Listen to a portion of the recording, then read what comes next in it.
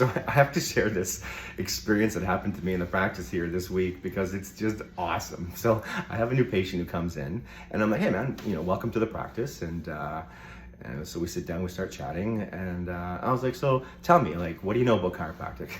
And this is what he says to me. He goes, I don't know anything about chiropractic. I don't even know why I'm here. My wife made this appointment for me because she said she's sick and tired of me complaining about my low back pain. I was like, well then, all right. I'm like, how's this? I'll do my best to explain it to you in a way that's understandable to you.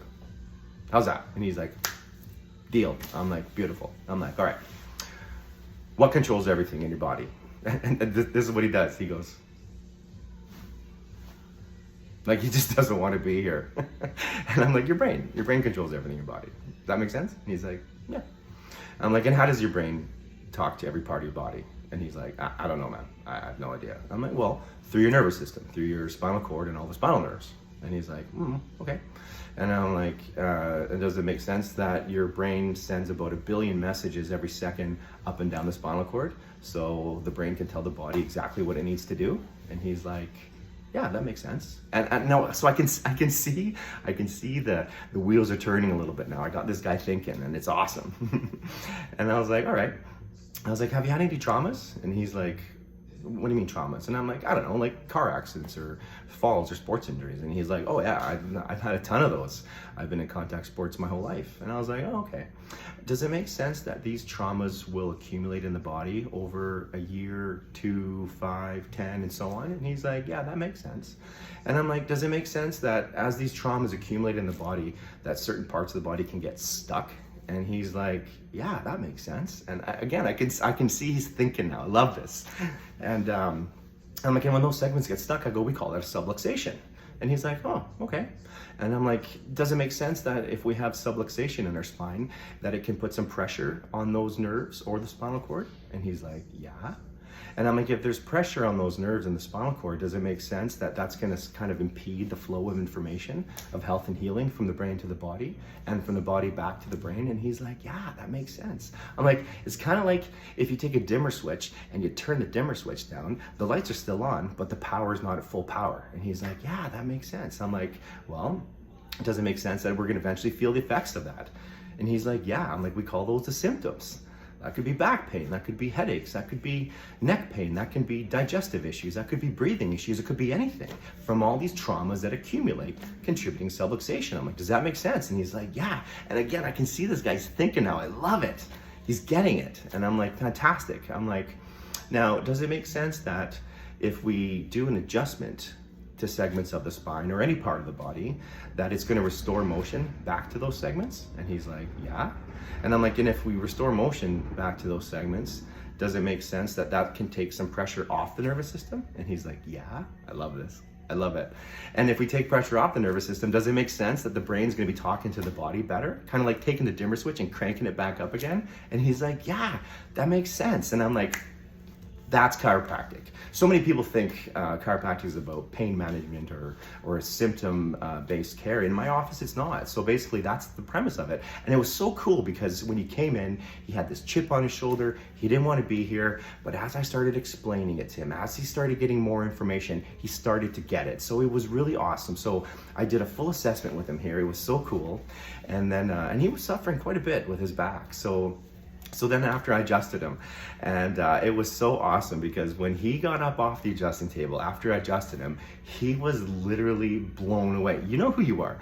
He was blown away and he was like, oh my gosh. He's like, I can't believe the amount of movement in my neck. And his back pain felt instantly better. Not perfect, but it felt instantly better. And I was like, that's what an adjustment is. It's meant to restore motion back to segments of the spine to take pressure off the nervous system. And usually it's pretty instant. And it was so cool because let me tell you, from when he came in with this chip on his shoulder, like, to after I adjusted him, he was completely singing a different tune. And I guess the whole point of the story, which again, I think is just awesome. And by the way, I see this kind of stuff all the time. I love the skeptics. They're my favorite because they just have questions. They don't understand. And when you can lay it out to them in a way that makes sense, because you know what? It makes sense to me. I work with hundreds of people every week in my practice here, and it's just amazing to see people who came in initially and they just didn't understand, but now that they're fully educated, they get it. They understand the why. And then what happens is it changes people's lives. And it was so cool. And again, it happens all the time. So again, it's just a really cool story, because what's going to happen with him now is that these adjustments are going to change his life. He doesn't know that yet, but he will. And just like people's lives change every day in here, one adjustment at a time. That's my mantra in the practice here. And it's just really, really cool, because you see, when people have the information, when they have the knowledge, that gives them the power to make informed choices. You see, it's not my job to make decisions for other people's health. That's not up to me. But my job is to do some really awesome tests with some really great equipment that I have in the practice here, and then teach people how to understand those tests. Teach people about the body, teach people about the nervous system, teach people about all that, show them where they're at. And when they see where they're at that point, they can make a decision if they want to do something about it or not. And you see, the best part about that to me is when they see it, they won't be able to look back like 10, 20, 30 years from now and say, you know what? Why didn't somebody show me this before? Because I see that all the time too. I see a lot of people coming into the practice. They're in their 60s, their 70s, and their 80s, and they've never ever been checked by a chiropractor before. And when they see where they're at, they're just like, oh my gosh, I wish somebody would have showed me this years ago. So I guess another point of this is I just love people to come and get checked.